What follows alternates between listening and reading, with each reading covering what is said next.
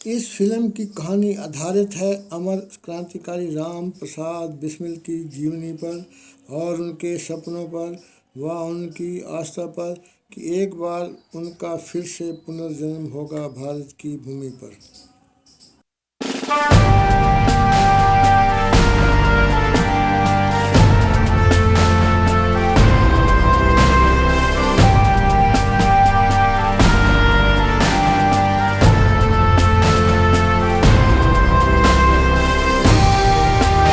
नमस्ते पिताजी। आए आज राम प्रसाद बिस्मिल जी का शहादत दिवस है 19 दिसंबर। आए उन्हें नमन करें। ऐसे महान क्रांतिकारी राम प्रसाद बिस्मिल जी जिन्होंने देश के लिए सब कुछ दे दिया।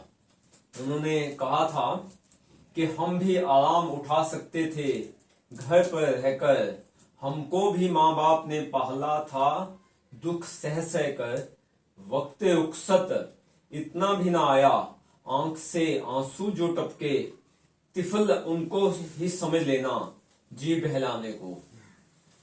पिताजी आए, इनको नमन कीजिए आप भी। पिताजी मुझे आशीर्वाद दीजिए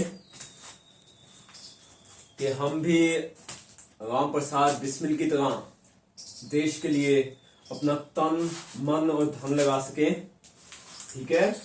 और जैसे राम प्रसाद बिस्मिल ने देश के लिए अपना सब कुछ दान दे दिया, निशावर कर दिया, वैसे हम भी करें।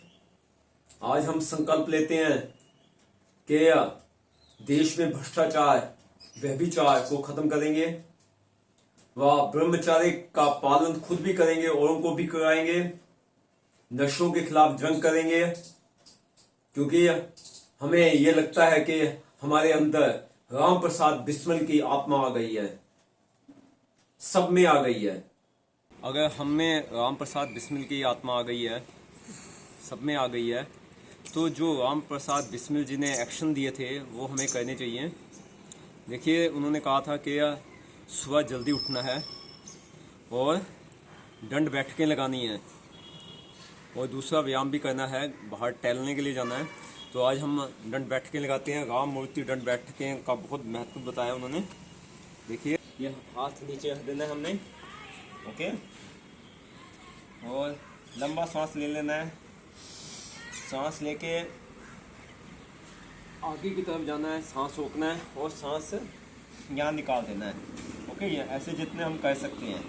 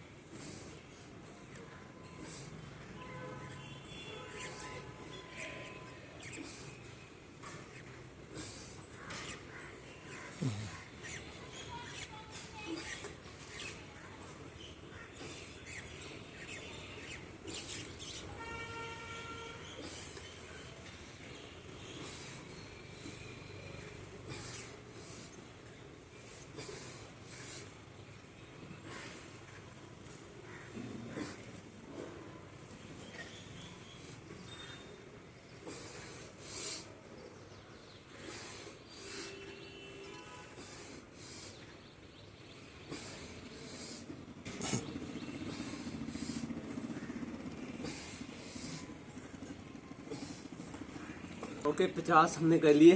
चलो ठीक है दोस्तों, 50 हमने किए हैं। ऐसे आपको भी राम मूर्ति दंड बैठकें लगानी चाहिए राम प्रसाद बिस्मिल जी रोज यही दंड बैठकें लगाते थे। वही हमने दंड लगाए हैं, बैठक भी लगाएंगे। ओके। राम प्रसाद बिस्मिल जी ने हमें कहा था कि आपको डेली पुशअप लगाने हैं और स्क्वाट लगाना है, जिससे हमारा जो बॉडी है मजबूत हो जाए।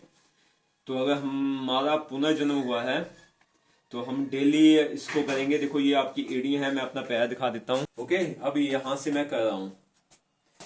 ओके, अभी ये देखो, ये नीचे गया। This is 1 2 3 4।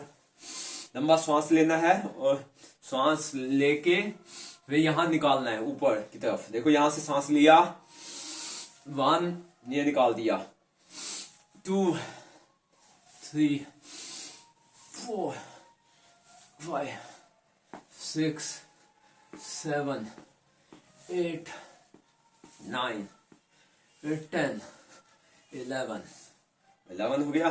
उसके बाद 12 13 14 15 16 17 18 19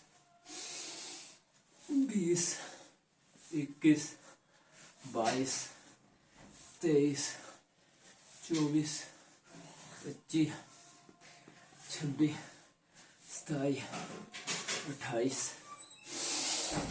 29 30 31 32 33 34 35 36 37 38 39 40 41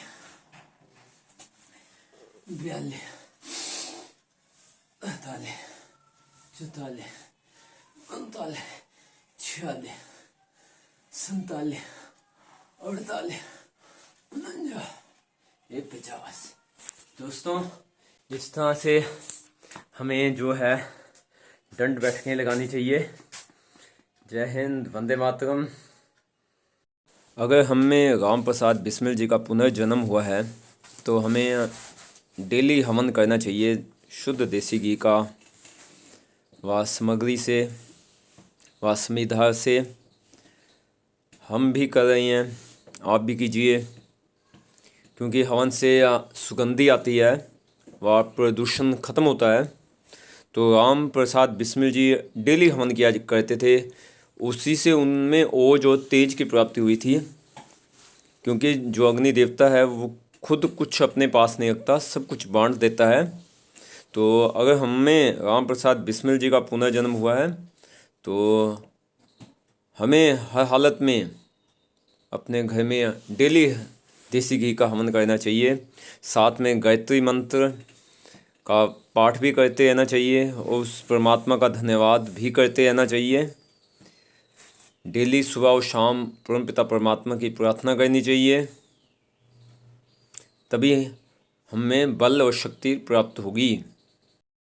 यदि राम प्रसाद बिस्मिल जी का आज जन्म हुआ है हमारी आत्मा में, तो राम प्रसाद बिस्मिल जी एक महान क्रांतिकारी तभी बने जब उन्होंने ब्रह्मचर्य के व्रत का पालन किया। उन्होंने अपनी आत्मकथा में लिखा कि जितनी भी शक्तियां हैं इस संसार में, चाहे आत्मिक शक्ति है, चाहे मानसिक शक्ति है, चाहे शारीरिक शक्ति है, उसका मूल ब्रह्मचर्य है।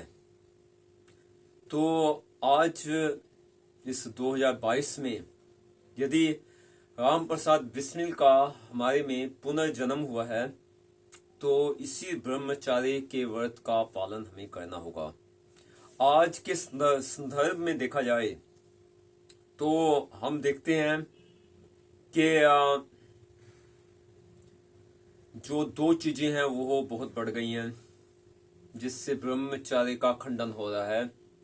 पहला, आधुनिककरण के पीछे लगते लगते हस्त मैथुन, करने की गंदी आदत लग गई, और दूसरा अश्लील फिल्म्स जो आई हैं उसको देखने की आदत लग गई।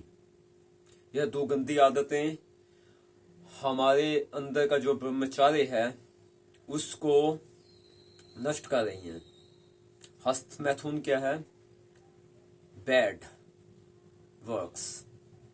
हमने जो एक्शन लिया वो बैड था, और गंदी फिल्में देखना, पोर्न देखना, यह जो हम देख रहे हैं वो गंदी चीजें देख रहे हैं।